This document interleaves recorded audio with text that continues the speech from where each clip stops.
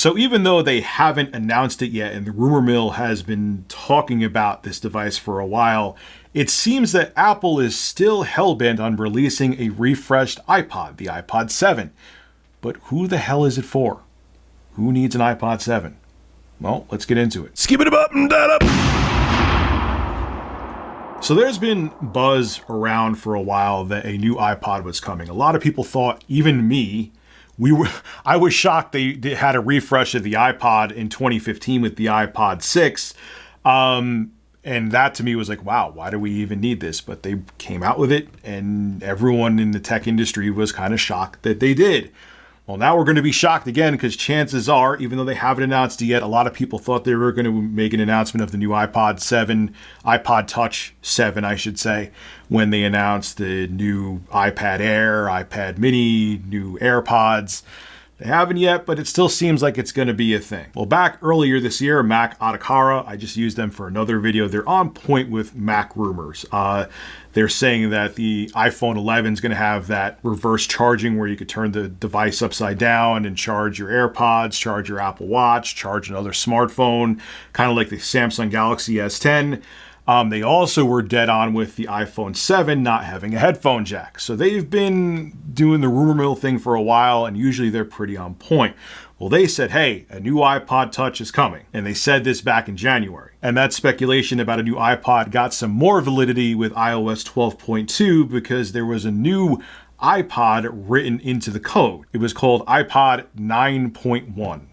Not sure what that means, but it was new, and people were like, You have Mac Atakara saying there's going to be a new iPod. You have this new iPod in the code, and there were new iPads in that code too. And Apple just released the new iPad Mini and the new iPad Air. So again, that kind of solidifies that, yeah, there probably is going to be a new iPod Touch. Now, a lot of people thought they were going to announce the new iPod Touch when they announced the new iPad Mini or the iPad Air or the AirPods. They didn't do that, but there's another event happening, I think tomorrow, where they may announce a new iPod, or who knows, maybe because it's not really a big deal anymore. They may just like quietly release it during the spring and say, hey, there's a new iPod and it has a faster processor and looks exactly the same, which is pretty much what's going to happen. Now, the iPod 7, we're going to call it that, iPod Touch 7, is going to look like the iPod 6, which looked like the iPod 5. It's going to look like an iPhone 5, basically.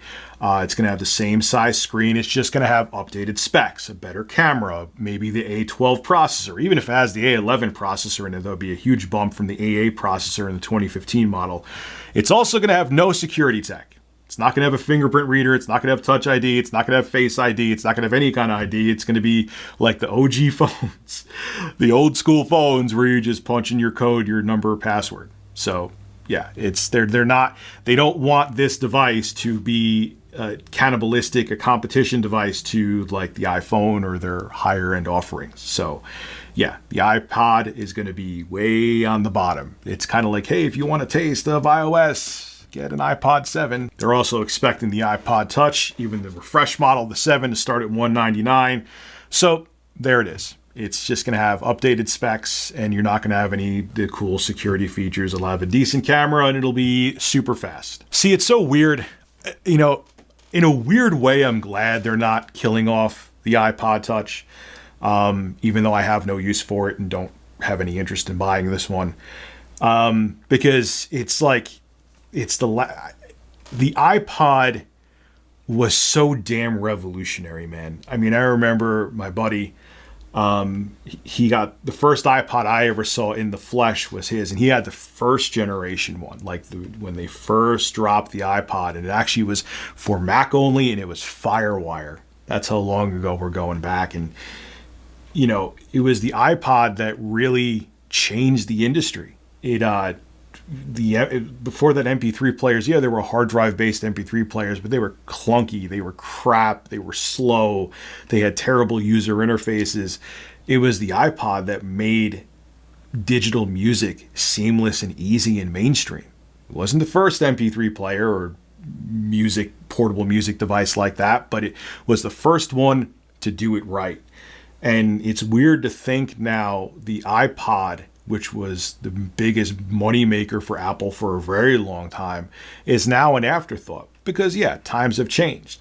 And even the iPod Touch, which basically is just a, gimped iPhone, there was the time it was still very necessary. Because if you think about it, when the iPhone was first introduced, it was only on AT&T. And even if you got it through like a 2-year contract, it still wasn't cheap.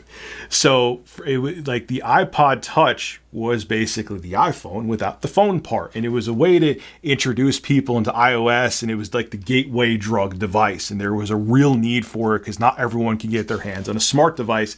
And that's what made the iPod Touch necessary. Nowadays, you could get a cheap Android device that's still super powerful for next to nothing, that there's just no need anymore for the iPod Touch. And even Apple, if you want to get it, they're like begging people now to take the iPhone XR, which is like the entry level, still expensive, but the entry level iPhone, by offering crazy deals to get people to get the iPhone XR. So they're really, from that standpoint, there isn't a need for the iPod Touch anymore. But in the flip side, as a tech nerd guy, it's just so cool to have this super small device, this super tiny iPod that's insanely powerful. Like I said, even if they don't put the A12 Bionic chip in there, they put the A11 chip in there.